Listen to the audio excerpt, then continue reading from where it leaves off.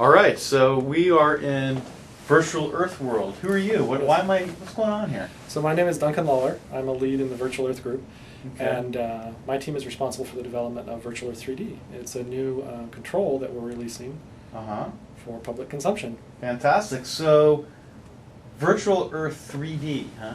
Let's talk about it. What is it? What exactly is this thing? So Virtual Earth 3D is a managed control. It's designed to be used by developers in their own applications so that they can bring the world of 3D mapping to their own application. Using script? Using script, using managed code, using whatever programming language they're most familiar with. All right. So the first release, we will have the local live site will be using the Virtual Earth 3D control to display maps in 3D in addition to its regular 2D API. Okay. So let's talk about how you did this. I mean, what I mean by what is it is precisely that. What exactly is it? I mean, you're the lead developer. You should probably mention, right. You're a lead, but you're a dev. Sure. Right. Yeah. I helped write a fair bit of code in this thing. Yeah. So your team built something. Let's talk about what this thing is. Okay. The control is written in C# using the .NET 2.0 framework. Okay. It uses Direct3D to do all its rendering to the screen. It's built as a reusable component so that it can be used in whatever application you want. We also did the work to actually hook it up to the live local site so that the script can call it. And the control itself is built with a kind of a pluggable architecture. So at the top you've got the managed control, and it internally has kind of its own view of what it thinks the world is.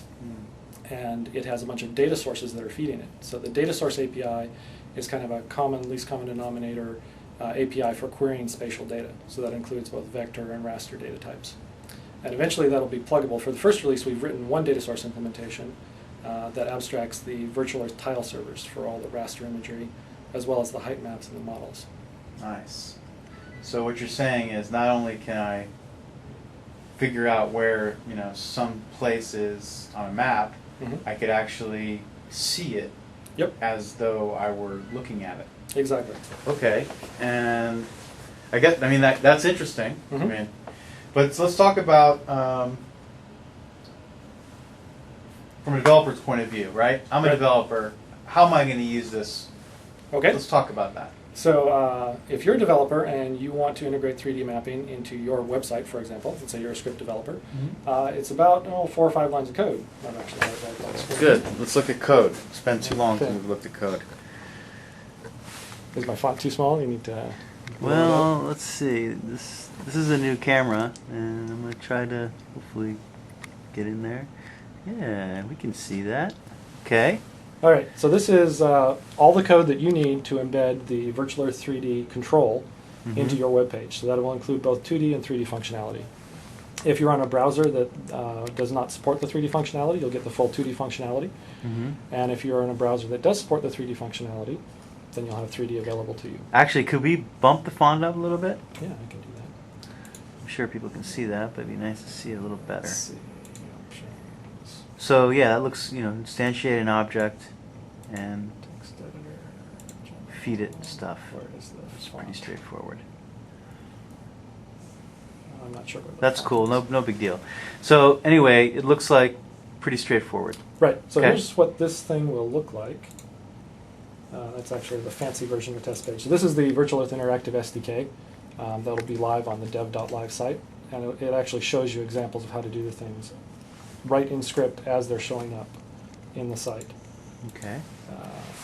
So this is this bit of Africa. code. So Okay. what you're seeing right here is from this bit of code over here, this is what it put on the page. So you can see it's got the map control in the area that I specified on the page. I use the defaults, which show our navigation control right here. And you'll notice at the top of the navigation control there's a little 3D button. So if I click that 3D button, presto, I am now in 3D. Nice. So that loaded the 3D control, and I can navigate and zoom around. As I do so, JScript events are being raised back to JScript, so they could be handled by whatever your web page was. You can also control it, so there's various methods on the JScript API that you can tell it to go to a particular location. You can tell it to zoom in, zoom out. You can tell it to put push pins in. You can put lines on the surface. You can draw polygons. So all of that is available through the JScript API, and it works in both 2D and 3D. Excellent. All of the map styles are available to you, so I can switch to the different map styles.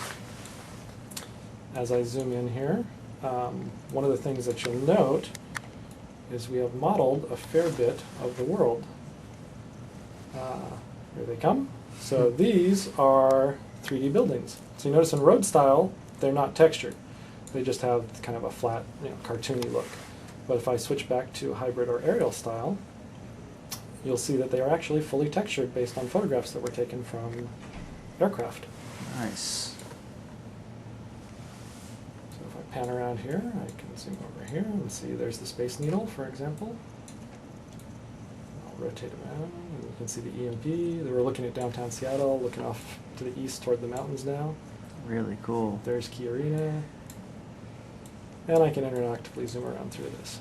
So, you guys are running on top of DirectX, or what? What's going on That's there? correct. We use Direct3D for all of our graphics rendering. Okay, which you already said, but I guess I asked that again. Yeah, we have. We actually have an abstraction layer that we've built into our control, so if for whatever reason we needed to change our API or rev to a new version of DirectX, it wouldn't require significant changes. Mm-hmm. The data that we retrieve, we've highly compressed it. So the way these models are actually created, we have.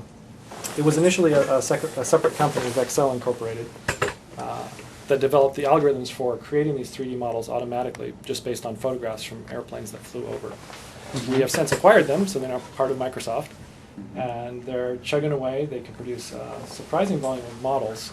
We're aiming to have 100 cities live by next year. Excellent. With fully textured 3D models. So Very it's pretty cool technology. And so, how did you? Let's talk about this though. How did you? Let's talk about the scripting layer. The way I can do this from C#. I just consume your libraries, or I can do it on a web page. Right. So what I just showed you was a web page example. Sure. I can show you the equivalent example in C# if you'd like. Sure. So let me hop over to a simple application. This is the application I wanted to go to. So I'm in C# now. So what I did here is I have a Visual Studio project. I just create a regular old WinForms app. Mm-hmm. In the WinForms app, I choose the references, and I choose to add a reference to Microsoft.mappoint.rendering3D. Okay. That's our control assembly. Inside my own form, I just declare an instance of globe control. So in our namespace, we have something called the globe control. That's the 3D map control. Globe control inherits from the Windows Forms control object. So anything you can do with a regular control, like resize it, dock it, will work fully with the globe control. So you can see here in my constructor, after initialize component, I go ahead and I give it some size, I give it a tab index, I set my parent. The only thing extra that I need to do is I need to tell it what data sources to add. So you remember we have pluggable data source model. In this case, I've added 3 different data sources, one for the terrain, one for the DEM or the height map, and one for the models. And that is all I need to do. Once I've done that, I can just fire that thing up and run it, and I will have an interactive 3D map in my application. Very, very cool. So let's talk about this data layer, right? The adding data. So it doesn't. I notice in this case it's XML. So you're calling. I mean, you could call a web service. You could. The XML is a just a manifest that basically describes to the data source which servers to request the data from and what that should look like. So that thing's firing up in the background here. Oh no, you got a black screen. Just starting up. So this is kind of a rough architecture diagram of how the managed control works. It's yelling at me because I'm running PowerPoint at the same time. So in this architecture diagram, you can see there's different ways that you can use the managed control. First one is if you're a JScript developer, you use the Virtual Earth JScript SDK, and 3D functionality is available to you automatically. If you're a JScript developer and you want more direct access to it, you don't want to use the Virtual Earth SDK, you can directly instantiate it via the object tag. Or if you're a managed code developer, you can embed it in your application like I just showed. The managed control has the graphics layer that we talked about. For data that feeds it, it has pluggable data sources. So we have one implementation we call the Virtual Earth Tile Data Source. What that does is it reads data from the VE tile servers. So these are the servers that we've had set up for the last year or so that serve up the nice road and aerial imagery. So you just give it a little XML file that says where to get the data from, and the virtual tile data source makes the request automatically. I think I've actually got a diagram of how it does that. One more. Here we go.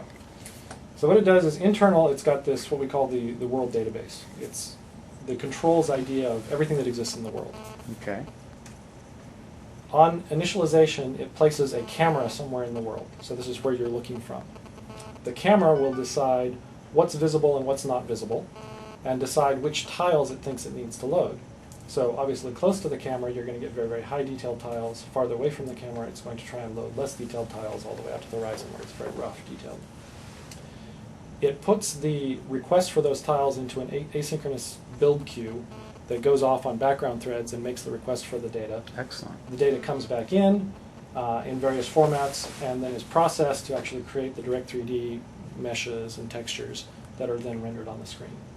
So it's simultaneously doing this for all the various terrain data types as well as the model data types. And so you can see in the imagery here, this is the one I wanted to show you. I've just fired up a debug build where I've colored the different levels of detail moving out toward the horizon. So you can see you've got very high level of detail close, going to very low level of detail farther out in the horizon. Which clearly makes sense and helps with performance. Right. I mean, that's typically how we see anyway. Yeah, it's very common for terrain. It's nothing. But if somebody, you click on any point, you then it just will then focus on that area and get Right. more. So what will happen is the camera will move in the world. Mhm. It'll decide, hey, I need some new high detail tiles here. It'll asynchronously put those in a build queue and it'll come back. So now, what happens if in the space that you're looking at, let's say one part of it there isn't a lot of data for? There must be some type of algorithm going on that can sort of guess at what that could look like. Or what do you just, I mean, it's not going to be a black spot, right? Well, you're going to use inference and continuation, right? Well, we have low level detail for the whole world. And so it will use the low level of detail when nothing else is available. It'll just use the low level of detail and just kind of interpolate. So you have low level detail for the whole world. Yep. Okay, let's talk about that. So for the height map, we use the SRTM. It stands for Shuttle Radar Topography Mapping data, which is about 90 meter for worldwide. Okay. So that means each pixel or each sample point is about 90 meters apart. So that's pretty good detail. Definitely.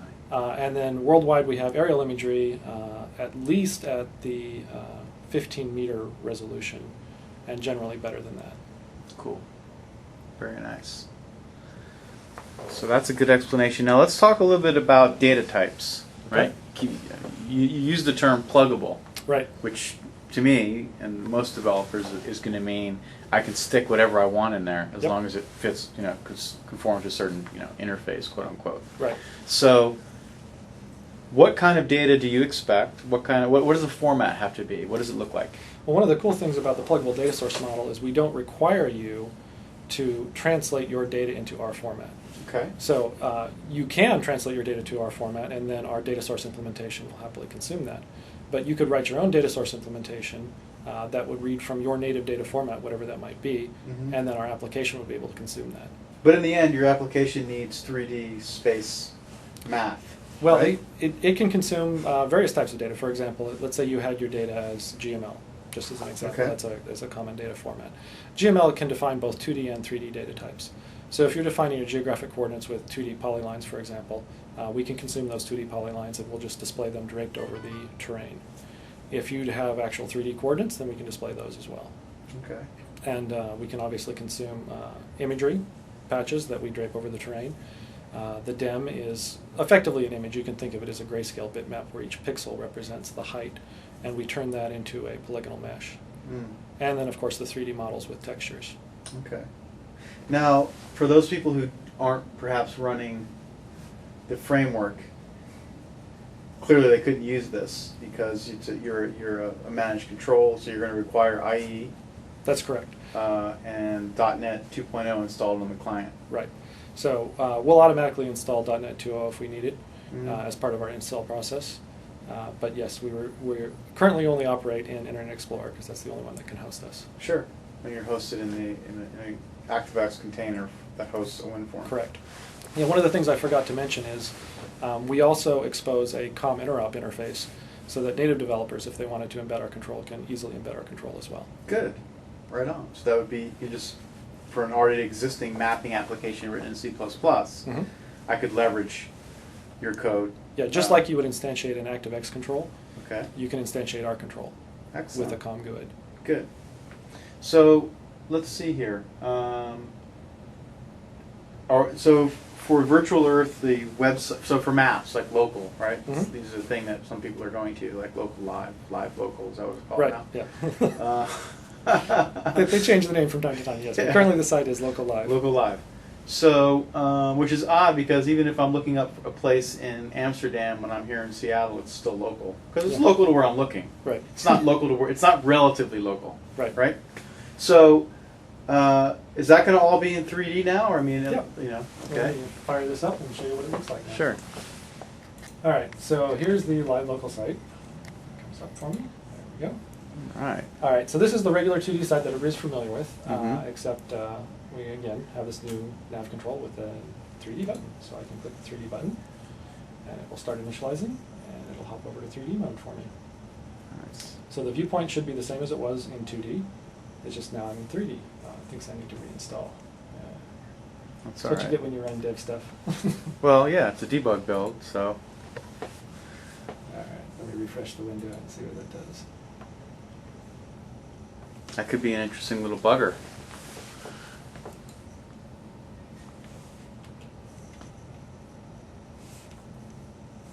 Two D,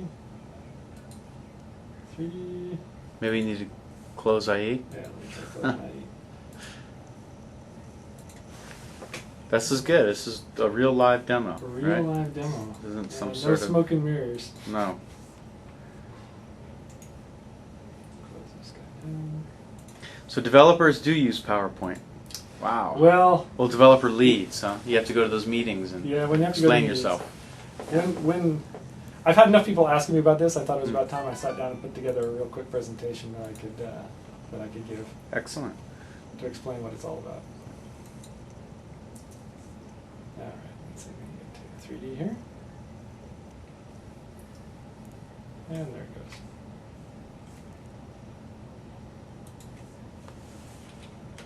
Interesting. That's not.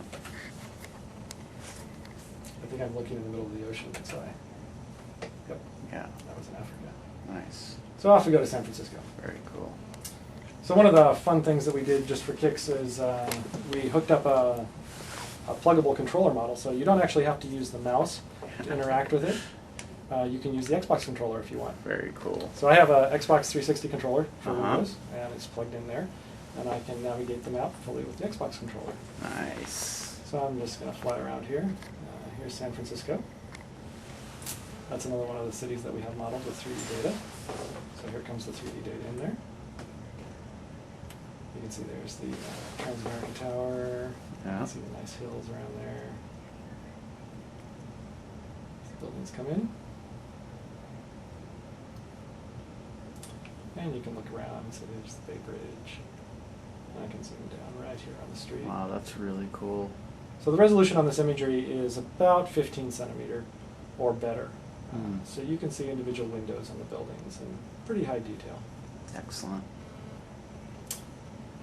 And the Xbox controller, I actually find it easier than the mouse sometimes to get where I'm going. So let's take a little trip down to Silicon Valley. Sure, we've got some San Jose buildings. All right.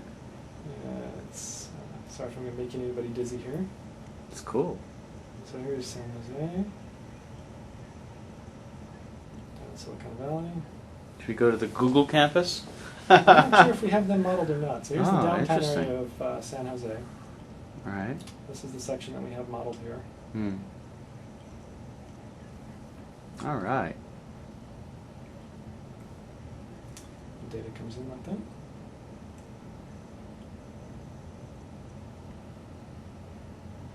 And it's fully loaded now. So one of the fun things about the Xbox controller is you can travel very, very quickly. So I can change speed mode to fast. And I'm zooming along here. So this is flying at about, I don't know, Mach 5 or so.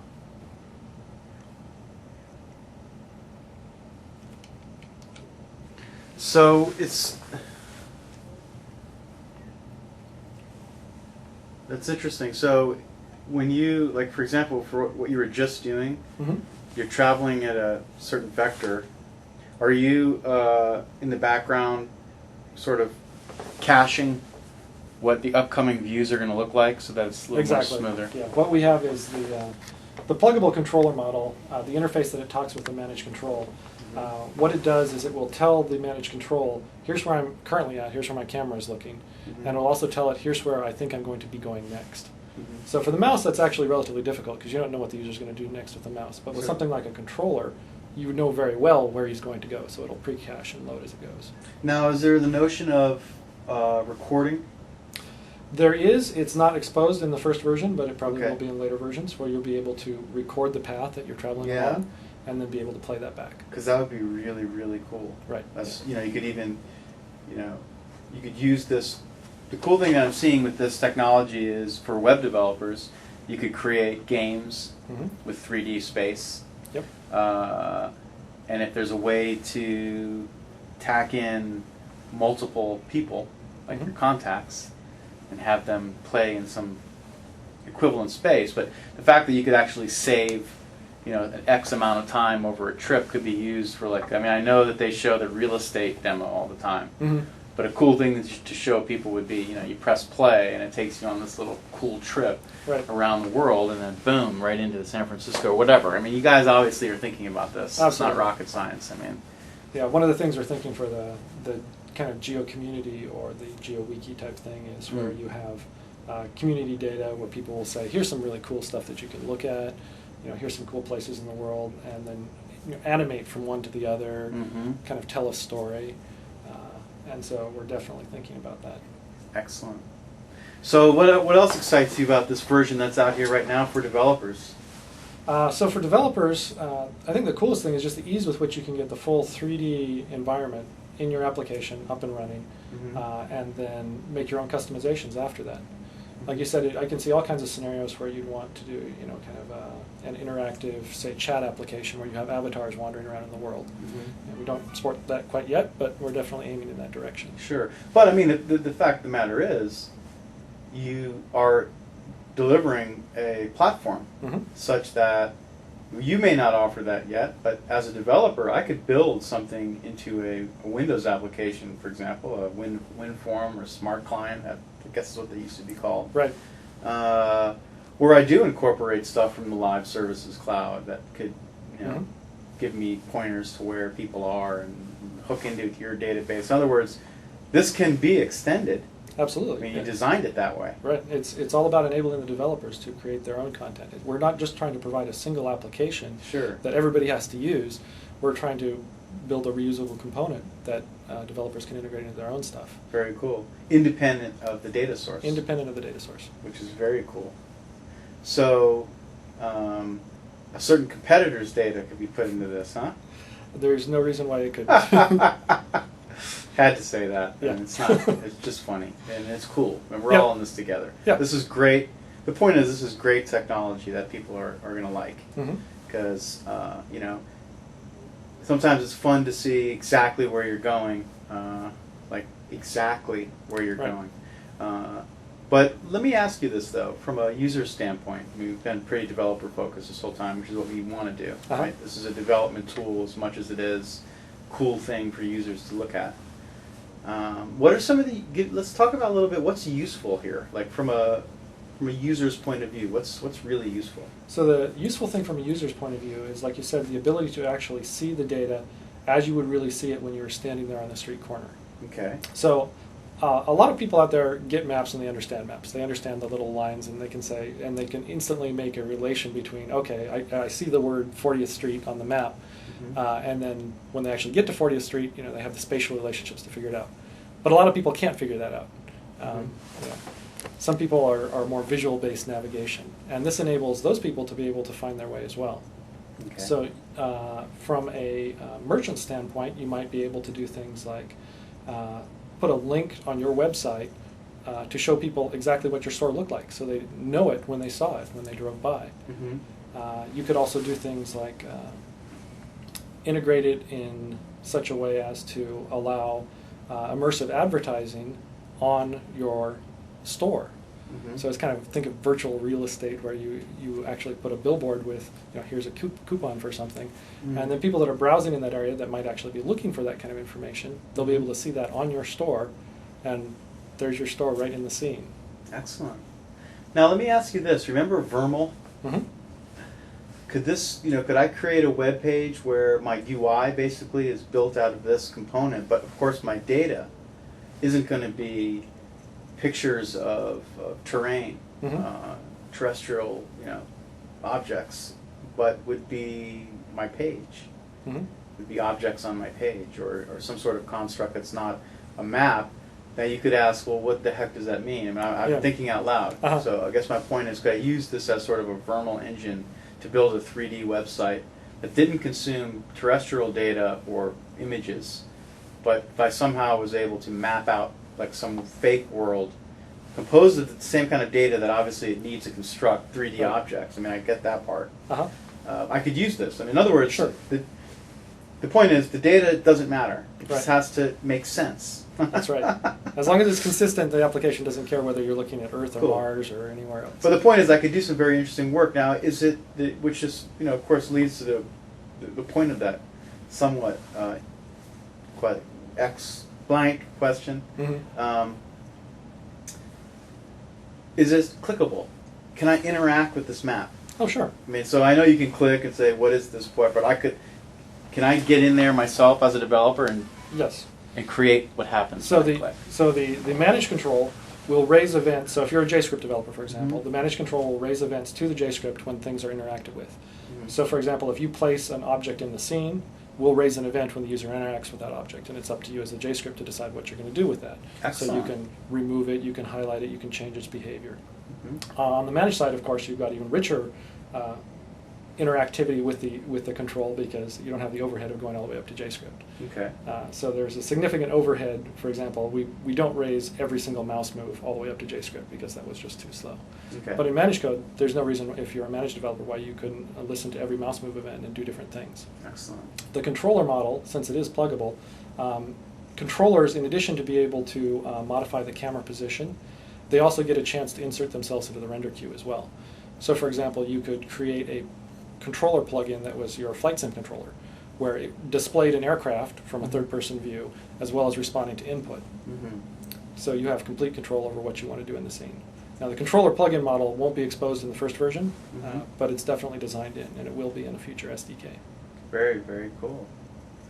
So, excellent. Now one of the cool things that I would use this for, looking at your other screen there, I see you're also into space and stuff. Mhm. I mean, if you could tie this into the vast quantities of data that exist out there that are mapping the heavens, Right. that would be a really cool, virtual Earth, virtual universe, right? I'd like to go take a little trip, towards Saturn right now, that part of space, just, for a quick example, Uh-huh. and be able to actually have a 3D experience of navigating through. And we are mapping. Of course, we're going to be looking at like galaxy level stuff. That's my Right. point. But the Yeah. data will work, right? Data should work. Yeah, there's actually a very interesting program called Celestia out there, which has excellent data set for all of the local solar system and most of the known universe. Uh-huh. So it's pretty cool. And one of the developers on our team he likes Celestia a lot, and so he made sure to design in the capability to do all that kind of stuff once you have the data. Excellent. Good job. Yep. I'm glad to hear that. All right, so perfect, man. So the other thing that you mentioned briefly is that for, now that we're in this Web 2.0 kind of thing, and the new models for business and whatnot, advertising tends to be a real, let's be honest, a pain in the ass as far as I go to a website, I hate being bombarded with the ads down the side, whatever. But I understand the model. Mm-hmm. With something like this, it sounds like, and you mentioned, you alluded to this, you could build in really novel and subtle yet interesting advertisements and Right. billboards. So you can overlay content. Exactly. In the 3D world, in the virtual world, you'll have the content just seamlessly appearing there. One of the things you'll see, our resolution is so good on our texture building models, you can actually see ads that were there on billboards when the photograph was taken, when the airplane flew over. So we have the capability built into our engine to display immersive advertising where we will place our own 3D billboards in the scene, and they just look like part of the scene. They're not obtrusive, they're not in your face, but we can customize these things according to what the user is doing as well. Okay. So they really enhance the experience. They don't get in his way. They just look like part of the scene. And so it's very, very high value for advertisers and potentially very interesting for mashup developers, for example, to be able to do that as well. Absolutely. Could see some really interesting mashups with this technology where you're mashing up data sources, right? Because it could very well be, this is actually where it's going to be complicated from the algorithms you guys are probably using, is if I have a complex map and my data sources are coming from different places that actually will end up making up the whole map. So in other words, the data source that I'm getting from the virtual Earth tile server is incomplete in some area, and then I have another data source that's going to complete that. Right. There's work I'm going to have to do to mesh those two, or your algorithm just going to handle that for me? So in version 1, you'd probably have to do the seaming yourself. Okay. Doing better client-side blending from different data sources is definitely a feature that's on our list. You know, we're trying to do the hard work for you so that you don't have to. So for example, if you had, let's say, some really high-resolution height map data for your particular neighborhood, we'd want to enable you to plug that in without having to go through and seam up the edge to make it look nice and neat. We've actually had to do that on our own data build system because we get very high resolution data for where we have buildings, whereas low resolution data for the rest of the world. And so we do have algorithms in development that will do that seaming, and we just need to make those available on the client side as well. Sure.